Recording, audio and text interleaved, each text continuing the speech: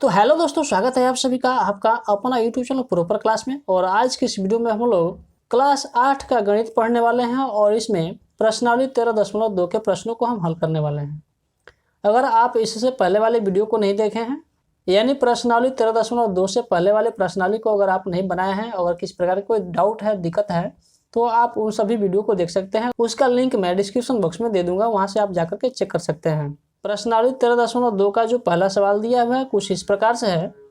कह रहा है कि एक समलंब चतुर्भुज पी क्यू आर एस के कोण पी और कोण एस समकोण है। यानी यहाँ पर कहा है कि पी और एस जो है क्या है, वह समकोण है। तो यहाँ पर आप देख सकते हैं यह समकोण का यहाँ पर सिंबल दिया हुआ है। इनकी भुजाओं की माप चित्र में दर्शाई गई है। समलंब चतुर्भुज का क्षेत्रफल ज्ञात कीजिए। यहाँ कहा गया है कि जो भी इनकी भुजाओं की लंबाई चौड़ाई जो भी है सबको चित्र में दर्शाया गया है, उसके अनुसार आपको बना करके दिखलाना है। तो एक बार हम देखते हैं कॉपी पर किस तरह से बनाना है। यहाँ पर देखिए कुछ इस प्रकार से चित्र दिया गया है। यहाँ पर P क्या है, समकोण है, और S क्या है, ये भी समकोण है। यहाँ पर जो चित्र दिया गया है समलंब चतुर्भुज, इसका अगर हम क्षेत्रफल निकालें तो इसका क्षेत्रफल जो होता है निकालने के लिए जो फॉर्मूला है वह कुछ इस प्रकार से है। तो लिखेंगे यहाँ पर हम समलंब चतुर्भुज का क्षेत्रफल बराबर क्या होता है, उसका होता है 1/2। उसके बाद होगा आपका गुणे ऊंचाई, और गुणा में होता है समांतर भुजाओं का योग। क्या होता है, समांतर भुजाओं का योग। यानी कहने का मतलब कि 1/2 रहेगा। और ऊंचाई, यहाँ देखिए ऊंचाई मालूम है, ये क्या है, यह 12 सेंटीमीटर है। और कहा गया है कि समांतर जो भुजा है, समांतर भुजा ये हो गया जो यह जिस वे में जा रहा है उसी वे में यह भी जा रहा है। यहाँ पर अगर यहाँ से यहाँ तक नापेंगे तो उसका भी 12 आएगा, और यहाँ भी नापेंगे तो 12 ही आएगा। मतलब इसमें कोई अंतर नहीं होगा। तो इसी को कहेंगे हम समांतर। यानी यहाँ से इसकी जो दूरी है सभी जगह क्या है, समान है, इसीलिए इसको कहेंगे हम समांतर भुजा। अब इसको निकालते हैं हम फार्मूला के अकॉर्डिंग। तो यहाँ पर लिखते हैं 1/2, और ऊंचाई क्या दिया हुआ है, 12 लिखा है, तो 12 लिखते हैं। समांतर भुजाओं का योगफल यानी 20, और हमको क्या करना है, 25 को जोड़ देना है। तो यहाँ लिखते हैं 20 और प्लस 25 जोड़ दिया हमने। उसके बाद यहाँ देखिए इसको काट देते हैं, 6 बार हो गया, तो यहाँ हो जाएगा 6 और 25 और 20 क्या हो जाएगा, मिलकर के हो जाएगा आपका 45। अब हम जैसे 6 में 45 को गुणा करते हैं तो क्या हो जाएगा, तो 6 × 36 का 0, और 6 × 4 = 24, और 3 क्या होता है, 27। तो ये आपका निकल कर आ गया क्या, कि 270 सेंटीमीटर स्क्वायर। क्या निकल कर आ गया, तो आपका आ गया समलंब, क्या है, समलंब चतुर्भुज का क्षेत्रफल। ठीक ना। तो ये आपका क्या हो गया, ये आंसर हो गया।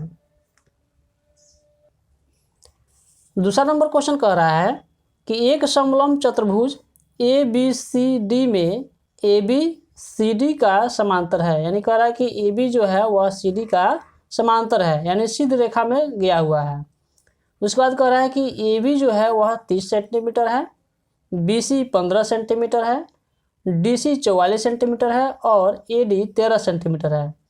और कह रहा है कि समलंब चतुर्भुज का क्षेत्रफल ज्ञात कीजिए। यहाँ पर हम फिगर बना लेते हैं और उसके बाद आपको समझाते हैं। तो हमने यहाँ पर इसका फिगर बना लिया है और आपको हम समझाते हैं किस प्रकार से इसको बनाना है। तो देखिए अभी हमने जाना कि किसी भी समलंब चतुर्भुज का अगर क्षेत्रफल निकालते हैं तो उसमें हमको क्या होना चाहिए, ऊंचाई पता होना चाहिए। इनकी जो भुजाएं हैं, समांतर भुजाएं, उनकी जो लंबाइयाँ पता होना चाहिए। तो यहाँ पर तो हमको लंबाई पता है, और यहाँ पर ये चीज़ हमको पता है, लेकिन इसका ऊंचाई पता नहीं है। अगर हमको ऊंचाई पता होता तो जितनी आसानी से इसको हमने बनाया था उतने ही आसानी से इसको भी हम बना लेते हैं, लेकिन यहाँ पर ऐसा कुछ नहीं है। तो इसके लिए हमको क्या निकालना होगा, ऊंचाई निकालना होगा। और ऊंचाई निकालने के लिए ये जो 15 सेंटीमीटर दिया हुआ है इसी के समानांतर, यानी जिस प्रकार से ये तिरछा दिया हुआ है उसी प्रकार से हम यहाँ पर एक तिरछा एक लाइन खींचेंगे। ऐसे जब हम तिरछा एक लाइन खींचते हैं तो यह भी क्या हो गया, 15 सेंटीमीटर का हो गया, क्योंकि ये 15 है तो ये भी क्या हो जाएगा आपका 15 हो जाएगा, तो हम यहाँ लिखते हैं 15 सेंटीमीटर। उसके बाद जब यहाँ से यहाँ तक यह जो 30 है, तो हमारा यहाँ से यहाँ भी क्या हो जाएगा, यह 30 हो जाएगा। तो यहाँ पर हम लिख लेते हैं 30। अब देखिए ये जो यहाँ से सी से डी की जो लंबाई थी 44 थी। अब हमको यहाँ से सी से यहाँ पर हम मान लेते हैं ओ, यहाँ पर ओ जो है हमको 30 निकल गया। 30 निकल गया, इसका मतलब 44 में से 30 घटाएंगे तो हमको यहाँ से यहाँ की दूरी पता चल जाएगा। तो 44 में से 30 घटाते हैं तो क्या हो जाएगा आपका 14 हो जाएगा। तो हम यहाँ पर लिखते हैं 14। तो ये तो हमको यहाँ से यह भी पता चल गया, लेकिन हमको क्या ऊंचाई पता नहीं चला, यह पता चल गया क्योंकि यहाँ पर यह दिया हुआ था। अब ऊंचाई पता करना है, तो ऊंचाई पता करने के लिए हम इसको एक त्रिभुज मान लेते हैं। कौन सा त्रिभुज हो जाएगा, तो ADO हो जाएगा या AOD पढ़ सकते हैं इसको। तो हम यहाँ पर लिखते हैं त्रिभुज AOD का क्षेत्रफल। देखिए इसका क्षेत्रफल निकालने के लिए 2 फार्मूला है। कौन कौन सा फार्मूला है उसको देख लेते हैं। तो पहला फार्मूला है 1/2 गुणे आधार गुणे ऊंचाई, ठीक ना, आधार गुणे ऊंचाई। तो यहाँ भी देखिए मामला फंस रहा है, यहाँ भी कह रहा है कि ऊंचाई चाहिए हमको, या यहाँ पर ऊंचाई पता नहीं है। तो इस फार्मूला को अभी इग्नोर करते हैं, दूसरा फार्मूला लगाते हैं। दूसरा फार्मूला क्या है, दूसरा फार्मूला होता है कि रूट अंडर, ठीक ना, root under S into S minus A, फिर से रहेगा यहाँ पर S माइनस B, फिर रहेगा S माइनस C। अब देखिए यहाँ पर क्या है, पहले में S में से A घटाए हैं, फिर B और फिर C, तो बारी बारी से हमने A B C को घटाया है और यह फार्मूला आपका बन गया है। तो ये आसान फार्मूला है, यह भी याद रह जाएगा आपको। अब बात आता है यहाँ पर S का कि यह S क्या है। तो S देखिए कैसे निकालते हैं। S बराबर क्या होता है आपका A plus B plus C बट्टा 2। हमको S निकालना है। ABC का मतलब हुआ कि ये जो आपका त्रिभुज है और इनकी जो भुजाएं हैं इसकी लंबाई है। यानी 13 को हम क्या मान लेते हैं, A मान लेते हैं A, 14 को हम मान लेते हैं B और 15 को मान लेते हैं हम C।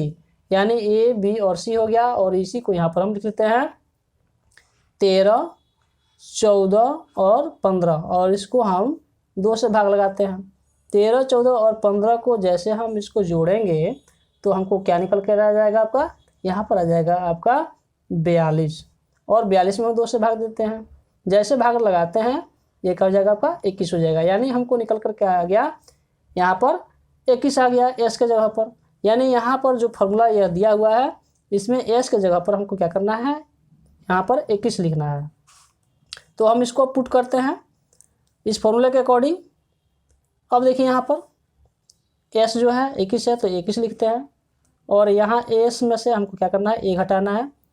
यानी हमको 21 में से क्या घटाना है, 13 घटाना है। फिर से हमको 21 में से क्या घटाना है, 14 घटाना है, और फिर हमको 21 में से क्या घटाना है, 15 घटाना है। तो हम इसको यहाँ पर लिखते हैं 21 है तो हम लिखते हैं 21 गुणा में, देखिए अगर 21 में से 13 घटाएंगे तो क्या आ जाएगा आपका, यहाँ पर आपका हो जाएगा 8, क्या होगा 8 हो जाएगा। 21 में से 14 घटाएंगे तो क्या आ जाएगा आपका 7, 21 में से 15 घटाएंगे तो क्या आ जाएगा आपका 6। तो इस प्रकार से यह हो गया। अब इसको हम क्या कर रहे हैं, इसका मतलब हुआ कि वर्गमूल निकालना है, और वर्गमूल निकालने के लिए आपको पता है कि अंदर जो होता है इनका अगर जोड़ा लग गया तो और उसको हम बाहर निकालते हैं हर एक जोड़े में से, तो उसका वर्गमूल निकल जाता है। तो हम 21 को क्या लिख सकते हैं, इसको लिख सकते हैं हम इस तरह से 7 गुणे 3, 7 3 21 हो जाएगा। 8 को हम लिख सकते हैं 2 गुणे 2 गुणे 2, ये भी 8 हो गया। 7 को हम 7 लिखते हैं। 6 को हम क्या लिख सकते हैं, इसको लिख सकते हैं 2 गुणे 3, यानी 3 दूना 6 हो गया। यहाँ पे देखते हैं 7 और यहाँ 7, यानी एक जोड़ा मिल गया। तो एक जोड़ा में से क्या होता है, एक ठो बाहर हो जाता है। फिर यहाँ पर 3 है और यहाँ 3 है, और इस 3 का क्या हो गया, एक जोड़ा लग गया, तो इसमें से हम एक 3 बाहर निकाल लेते हैं। फिर यहाँ पर एक जोड़ा 2 का लग गया तो एक ठो हमने बाहर निकाला। फिर से देखते हैं यह 2 और यह 2, एक जोड़ा लग गया, फिर से 1 2 बाहर आ गया, और सबको जब गुणा करते हैं तो क्या जाता है, आपका आता है 84। इसका मतलब हुआ कि यह जो आपका त्रिभुज है इसका क्षेत्रफल निकल कर आ गया हमको 84। हमको यहाँ पर इसका क्षेत्रफल पता चल गया, लेकिन यहाँ पर ऊंचाई इसका पता नहीं चल रहा है। तो ऊंचाई पता करने के लिए अब इस फार्मूले का उपयोग करेंगे, ठीक ना। अभी हमने बताया कि 2 फार्मूला होता है, क्या था, यह सेकेंड था, ठीक ना, सेकेंड फार्मूला था, और यह आपका फर्स्ट फार्मूला था। अब हम फर्स्ट फार्मूला को लगाते हैं। फर्स्ट फार्मूला क्या है कि त्रिभुज AOD का क्षेत्रफल, ठीक ना, AOD का क्षेत्रफल बराबर होता है 1/2 गुणे आधार और गुणे ऊंचाई। यहाँ पर हमको क्षेत्रफल पता चल गया है कि इसका क्षेत्रफल 84 है, तो इसके जगह पर हम लिखते हैं यहाँ पर 84 और बराबर में 1/2 आधार, यानी आधार यहाँ पर देखिए क्या है, आधार आपका 14 है। आधार वही होगा जिस पर यह जो है लंब खड़ा किया गया है, ठीक ना। तो आपका यहाँ पर 14 हो जाएगा, यहाँ पर लिखते हैं 14। अब यहाँ पर ऊंचाई हमको पता ही नहीं है, तो इसको लिखते हैं हम गुणा में ऊंचाई। अब देखिए इसको अगर हम कटाते हैं इससे 84 को, तो 14 छक 84, 6 बार में कट गया।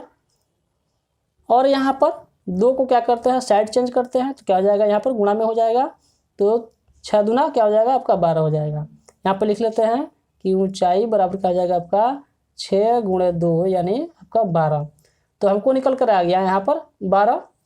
अब जैसे ही हमको इसका ऊंचाई पता चल गया, अब हम क्या करेंगे, इस समलंब चतुर्भुज का जो फार्मूला होता है उसके अकॉर्डिंग इसको बना लेंगे। और यही फार्मूला था उसका, किसका, तो समलंब चतुर्भुज का जो क्षेत्रफल निकालने का फार्मूला होता है। अब इसका हम यहाँ पर यूज करेंगे। यहाँ पर लिखते हैं कि समलंब चतुर्भुज का क्षेत्रफल बराबर होगा आपका 1/2 गुणे ऊंचाई और गुणे में होगा आपका समांतर भुजाओं का, क्या होगा, भुजाओं का योग, यहाँ पर लिखते हैं का, ठीक ना। अब यहाँ पर देखिए 1/2 लिखते हैं, 1/2 हमको ऊंचाई पता चला था 12, हम यहाँ पर लिखते हैं 12।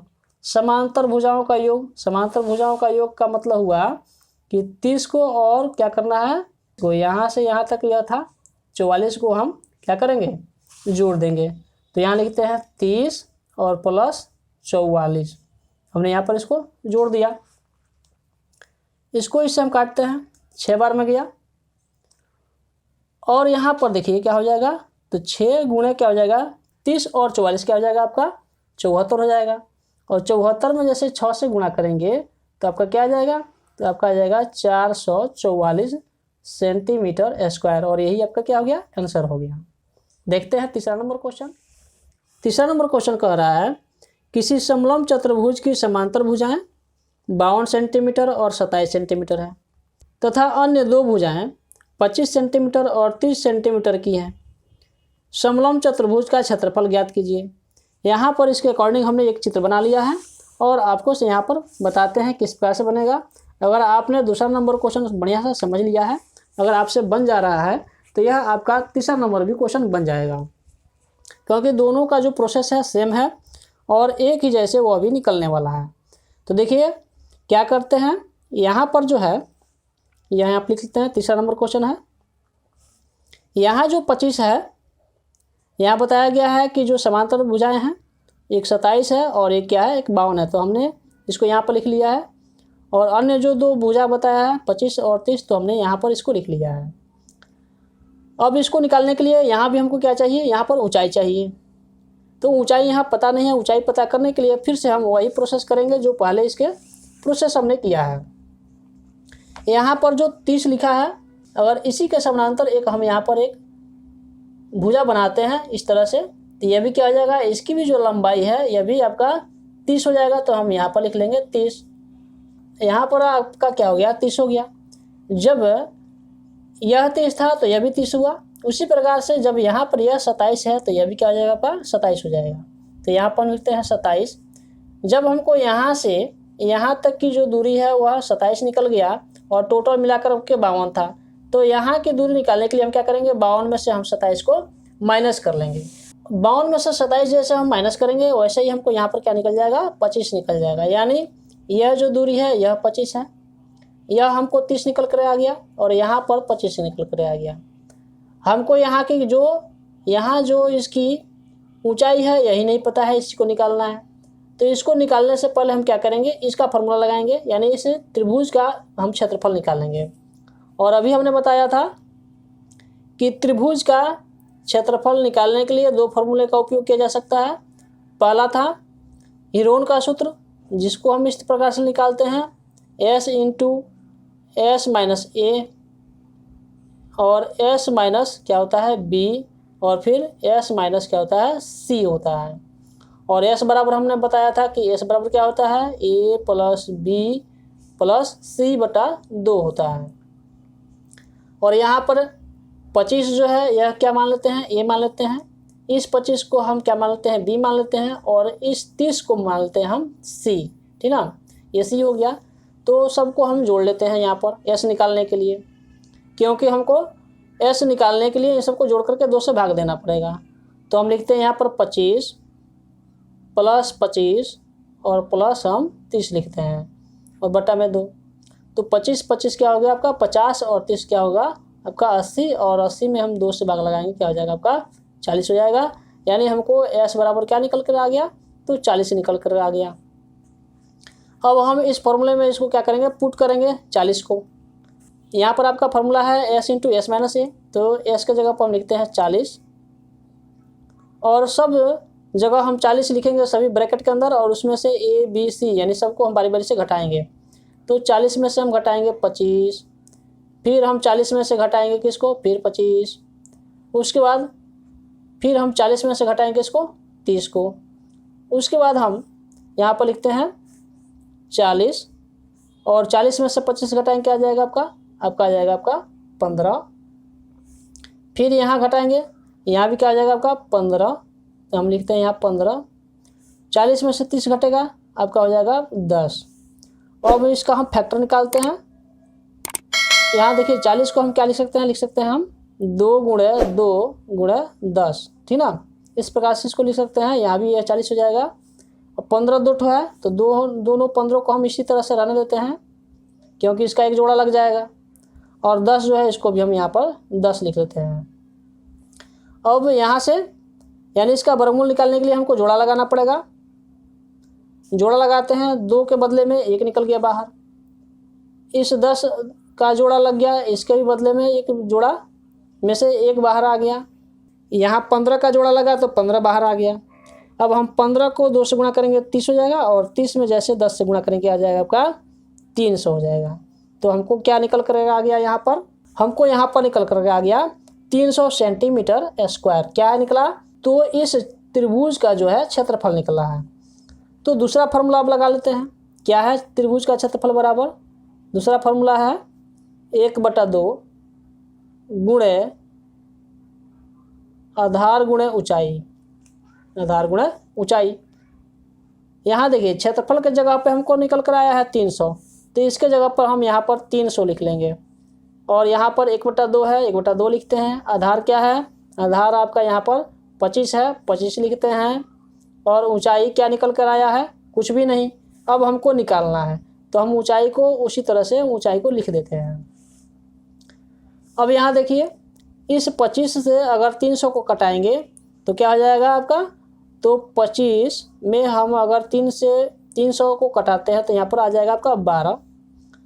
अब इस 2 को उधर हम भेजेंगे, यानी साइड चेंज करेंगे तो यह गुणा में हो जाएगा, तो 12 दूना 24 हो जाएगा। यानी ऊंचाई बराबर क्या आ गया आपका, ऊंचाई जो निकल कर आ गया हमारा वह 24 सेंटीमीटर आ गया। अब हम क्या करें, इसका क्षेत्रफल निकाल लें, क्या, तो समलंब चतुर्भुज का क्षेत्रफल। तो लिखते हैं यहाँ पर हम कि समलंब चतुर्भुज का क्षेत्रफल बराबर, तो समलंब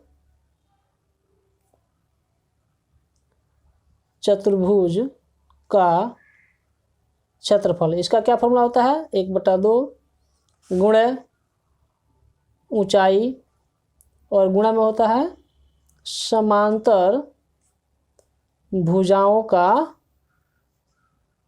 का योग, ठीक ना। 1/2 लिखते हैं, ऊंचाई हमको निकल कर आया है 24, तो 24 लिखते हैं। समांतर भुजाओं का योग निकालना है, यानी हमको क्या करना होगा, यहाँ 27 और 52 को जोड़ना होगा। तो हम यहाँ पर लिखते हैं 27 जोड़ 52, इसका हम योग लिखते हैं। अब इसको हम कटाते हैं, क्या जाएगा आपका 12 आ जाएगा। और 27 और 52 को हम क्या करेंगे, जोड़ेंगे। तो पहले लिखते हैं 12 और इसको जब जोड़ते हैं तो क्या आता है आपका 79 आता है। जब 12 में 79 से गुणा करते हैं तो आपका आता है 948 और ये क्या हो गया, आपका आंसर हो गया। इस वीडियो को इतना ही रहने देते हैं। अगले वीडियो में हम अगले क्वेश्चन को यानी बाकी के जो प्रश्न हैं उनको हम बनाएंगे। तो अगला प्रश्न हमारा कब बनेगा, कब डलेगा, इसका नोटिफिकेशन आपको कैसे पहुंचेगा, तो उसके लिए आपको चैनल को सब्सक्राइब कीजिएगा और जैसे सब्सक्राइब कीजिएगा उसके बगल में बेल का एक बटन आएगा, उस पर क्लिक करने पर ऑल लिखा आएगा। ऑल पर जैसे क्लिक कीजिएगा उसके बाद आपको जैसे ही हमारा अगला वीडियो यूट्यूब पर आएगा उसका नोटिफिकेशन आप तक पहुँच जाएगा, यानी मैसेज के रूप में आपको मिल जाएगा कि इसका वीडियो आपको डल चुका है।